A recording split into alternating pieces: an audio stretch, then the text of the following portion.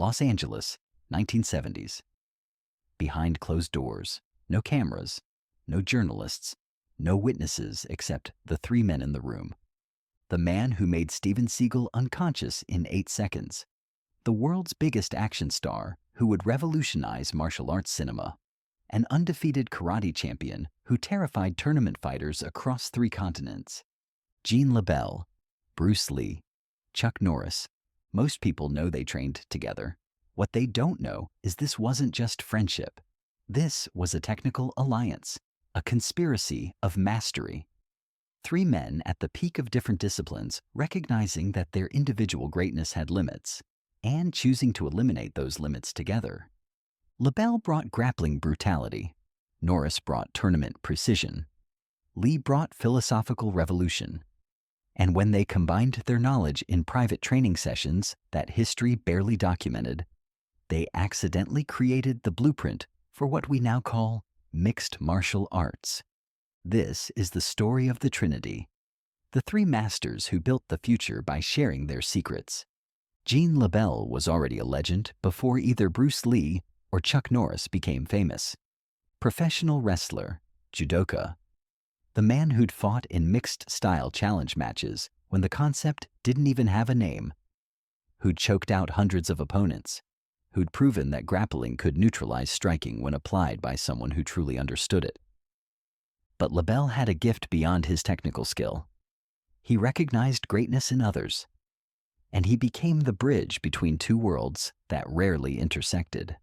When Bruce Lee needed to understand ground fighting after getting lifted off his feet on the Green Hornet set, LeBell taught him submissions, escapes, and the brutal reality that all striking becomes irrelevant when your back hits the mat. When Chuck Norris competed in karate tournaments, LeBell served as referee, watched Norris dominate with kicks and precision, respected the championship pedigree, but also saw the same gap he'd seen in Bruce. Complete striking mastery with minimal grappling knowledge. So LeBell did something radical. He brought them together, not in competition, in collaboration. Told both of them, "You're incomplete, but together you could be complete." That conversation changed everything, not just for them, for martial arts history.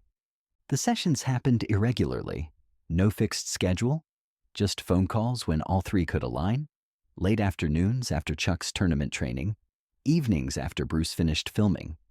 Whenever LeBell's schedule permitted, they met in private gyms, empty dojos, sometimes LeBell's backyard, spaces where egos could be checked at the door, and real learning could happen without performance. The dynamic was unique. No hierarchy, no master-student relationship, just 3 experts admitting gaps and filling them through exchange. Chuck Norris brought tournament karate refined to its highest level. His kicks were legendary, spinning hook kicks that could take heads off, side kicks that broke ribs, roundhouse combinations that overwhelmed defenses. His footwork was championship caliber. His timing was what separated winners from participants. But Chuck had never faced someone like Bruce Lee. The speed was unlike anything tournament rules prepared him for. Bruce didn't telegraph, didn't give the preparatory signals Chuck's tournament experience had trained him to read, attacked intentions before they became techniques. Training with Bruce was like fighting wind, Chuck said years later. You couldn't see it coming, couldn't predict it, could only react, and by then you were already hit. Bruce absorbed Chuck's kicking techniques voraciously, studied the mechanics, the angles, the power generation from hip rotation. Chuck's kicks weren't just powerful, they were technically perfect. And Bruce wanted that perfection integrated into Jeet Kune Do's framework. But both of them had the same vulnerability. Take them down, and their world-class striking became secondary to positional control and submission threats they'd never trained to defend. That's where Gene LeBell became essential. LeBell would watch them spar, let them work their striking exchanges. Then, at a predetermined signal, he'd step in, take one of them down, put them in positions they couldn't escape, demonstrate with live resistance that all their speed and power meant nothing from bottom position under a skilled grappler. The lesson was humbling. Repeatedly, Bruce learned to defend takedowns, sprawls, hip positioning to prevent clinches, escapes from inferior positions. How to use his speed to create distance before grappling exchanges could develop. He learned that prevention was better than escape, and escape was better than submission. Chuck learned similar lessons. His tournament stance, optimized for scoring points with kicks, left him vulnerable to level changes and shoots. LeBell taught him lower, more defensive positioning. How to check takedown attempts, how to survive if the fight went to the ground despite his prevention efforts. But it wasn't one-directional. LeBell learned from them too. Bruce showed him striking combinations that closed distance before opponents could establish grips, taught him about intercepting, attacking preparation phases rather than completed techniques, demonstrated that speed could prevent grappling setups if applied at the right moment. Chuck taught LeBell about range management, about using kicks to control distance, about the specific mechanics that made certain kicks devastatingly effective against specific guards. They pushed each other, tested each other, failed in front of each other, and admitted when something didn't work.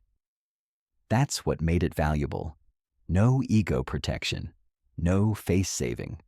Just three masters willing to be vulnerable students in front of peers who respected the courage that required. The sessions weren't recorded. No footage exists. Just memories from the participants and the occasional student lucky enough to witness. But the techniques that emerged from those sessions, the integrated approach to fighting that acknowledged striking, grappling, and the transitions between, those became the foundation for everything that followed. Decades later, when the Ultimate Fighting Championship launched in 1993, the world watched strikers get dominated by grapplers, then watched grapplers struggle against strikers who'd learned takedown defense, then watched the evolution toward fighters who could do everything. What the world witnessed as revolution, these three men had already explored 20 years earlier. Chuck Norris never competed in MMA, but his students carried forward the integrated training philosophy, the understanding that championship karate needed grappling awareness to be complete. Gene LeBell became one of MMA's most respected figures, trained fighters for the early UFC events, brought legitimacy and technical depth to a sport many dismissed as barbaric, proved that what he'd been teaching privately for decades was the future. Bruce Lee died in 1973, before MMA existed.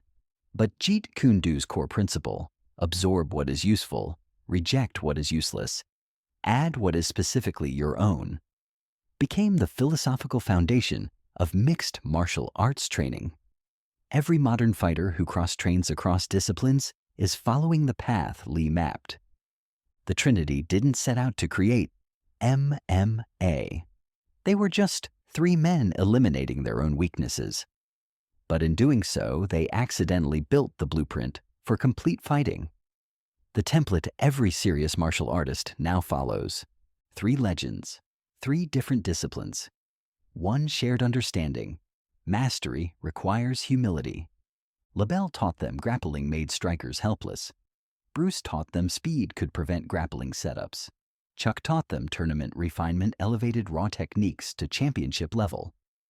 Together, they proved that the complete fighter learns from everyone. If you watched our video about Gene LeBell making Steven Seagal unconscious, the one that got 2.9 thousand views and sparked massive debate, you saw LeBell's power. Now you understand his philosophy. No style is complete alone. The question? If these 3 were in their prime today, who dominates the cage? Drop your answer below. Subscribe for more untold alliances that built martial arts history.